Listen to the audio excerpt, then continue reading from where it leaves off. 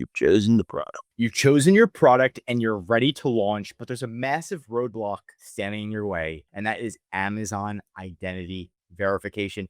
If you fail it too many times, you're just they're just like, nope, you're done. You're out of here. Kick. And that's not what you want, right? You want to pass that seller identity verification the very first time, right? So, there's a guide, right? And it might sound hard. I might be like, oh my gosh, this is so difficult. I'm so worried, right? And there's just three core documents that you must have: bank or credit card statement dated within the last 90 days. Maybe they say 6 months, but try to have everything as recent as possible. Nothing can be expired. Everything has to be clear, right? So verification is not a hurdle that you guess your way through. It's a checklist.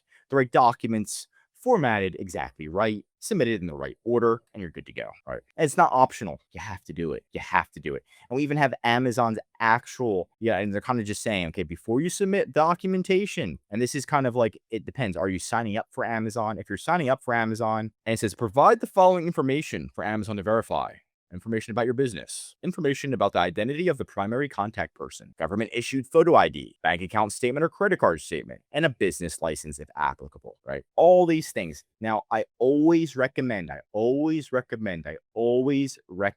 signing up as an individual. If you're starting on Amazon, there's an option where you can click individual. Do that one. I don't care if you have a business. If you sign up as an individual first, the actual approval process is 10 times easier, right? Because if you have business partners and stuff and Amazon's asking, they're like, oh, it gets a little nuts, right? And they might ask for all this business, individual, right? And then start selling, and then you can slowly switch it, contact Amazon. Hey, I'm ready. It's been 60 days. I've been selling. I just started a business, and then you can slowly switch it over. That's going to be my pro tip out of this whole video. If you can get anything about it, sign up as an individual. If you've already signed up as a business, obviously they're probably going to ask you for more documents. I would not submit a business license, right? Just say it's not applicable if possible, right? I never had Amazon force anybody to submit one yet, unless you said, yeah, we're supposed to have one.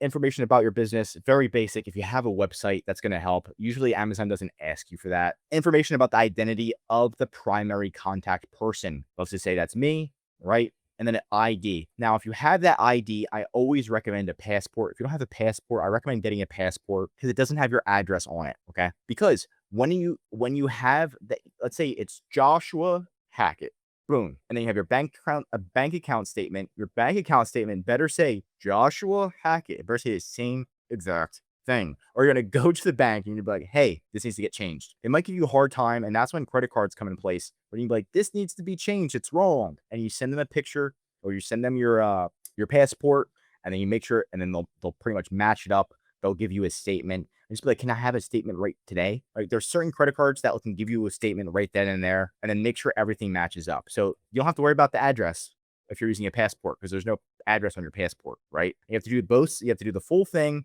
Make sure there's no glare. Same thing with the credit card statement. You want to make sure if you can print it as a PDF, that'd be great. But I always recommend, if possible, if you have a good printer, you can print it out and take a photo. But everything has to be extremely HD when you print it out, right?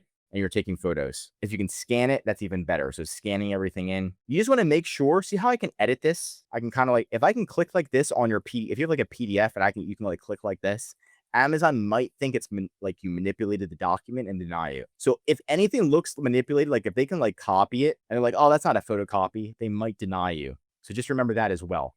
And then you can kind of go, and if you need global identity verification, it kind of goes through the same exact process. Now, it does ask for proof of address, right? So they might ask you for a utility bill as well. So that could be they might have to get Wi-Fi.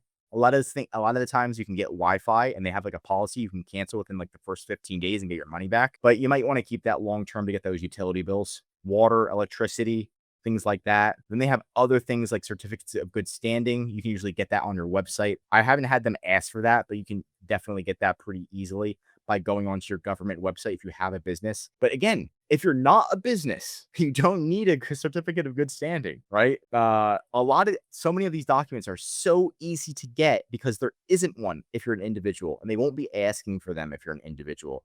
If they do, then you can kind of go through it, and it's a letter of authorization, and you're kind of going here. So individual sellers, professional sellers, I always recommend to be a professional seller. And it's kind of going through all this documentation depending on where you're located, right? But the base is always the same. Try to make sure you need to make sure everything matches up. And if you're like, oh, one says Josh and one says Joshua, right? Or Liz and Elizabeth, they're going to deny you. Okay. I don't know what else to tell you, right? So if you think, oh, maybe, if you think maybe, they'll probably deny you. Okay. So gather these documents. You got your photo ID, your statement, your license, right? And this is your business license. But again, we're going to be most likely doing this as an individual, I hope. If not, if you keep getting denied, you just reapply as an individual. New email, obviously. Why most submissions get rejected? Because you're a business. That's good. Amazon's automated reviews is strict, right? So clear, uncropped, full color copies, no blurred edges. A lot of the times, if you have, let's say this is your ID and you have it on your hand and you take and Amazon sees like it's on your hand, they're going to think that it's not manipulated, right? If it's like picture perfect, it's like too perfect. It's on like a perfect white, they might think it's manipulated, right? And a lot of people who are reviewing this are from overseas, like their first language is not English, right? So they might be like, what the, oh, it's too perfect. Ooh, you know, you don't want that. No visas. Next, I literally just said passport. Come on. You can't get a passport. I guess you can use like a driver's license or something. Yeah, nothing cropped, no edited. I mean, then you have this solid camera and you have to make sure there's no reflection, which is difficult at times. Submit it in 3 clicks, pick the right entity, right? Merge it into one document, one PDF, depending on how, if you're appealing it, you're going to just put it all in one PDF. Make sure it's not editable. Power of attorney. Might need that. Choose an individual, one of your 4 business, privately owned. Wait 2 days. Watch your Seller Central notifications. Stay on top of it. Check out your performance notifications, your account health, right? Because when you're on this, a lot of the times they'll have this message like, oh my gosh, you got like 10 days. So that's why you have to have somebody that's like monitoring your account 24/7, because you're going to have like a good weekend. You're on vacation. You come back, you're like, oh my gosh, we have 1 day to do this. And then your account's suspended because Amazon takes 2 days to review it. Sometimes even longer. But if you're doing identity verification a second time and Amazon already has your information, you click identity, right? And Amazon has your information already submitted and everything's already inputted. And you're like, oh, I got a new ID.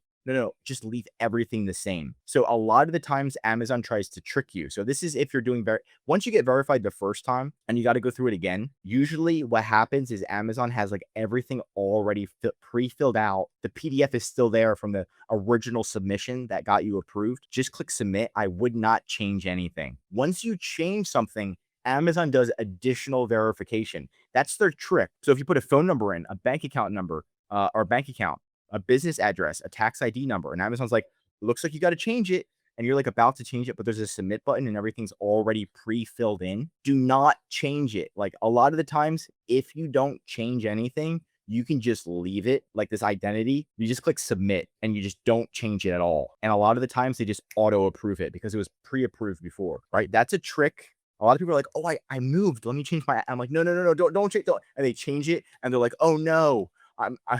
It's been a week. Amazon hasn't responded. And you're like, oh my gosh, right? That's going to be my pro tip. Because the worst they can say is no. And then you can be like, okay, let me just change it. But I haven't had Amazon say no. If you just like click, as long as nothing's expired. Actually, someone's ID was expired and Amazon still accepted it because it was their second time and they didn't change anything. So it must have been auto approved by a bot, right? So again, clear copies, exact name match, dated. I think you kind of understand where we're going here. If there's like any ifs, ands, or buts, it's not good enough. It just needs to be like not picture perfect, but it needs to look, everything needs to look legit.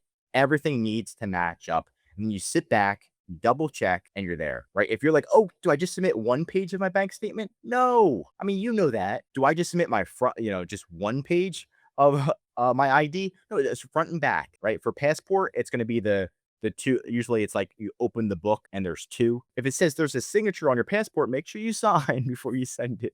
There's like, it's basic things. There's small things that people do. But again, if you sign up as an individual, it's going to be hard for you to get denied. But at the end of the day, if you need any help, we are Amazon consultants. You can contact us right in the description. We know exactly what Amazon's looking for. We know exactly why you're not getting approved. I can just check probably within like 1 minute and just be like, yep, this is why. So it's not that hard. You can contact us. Happy to help. I'm Josh Hackett, CEO. Signing out.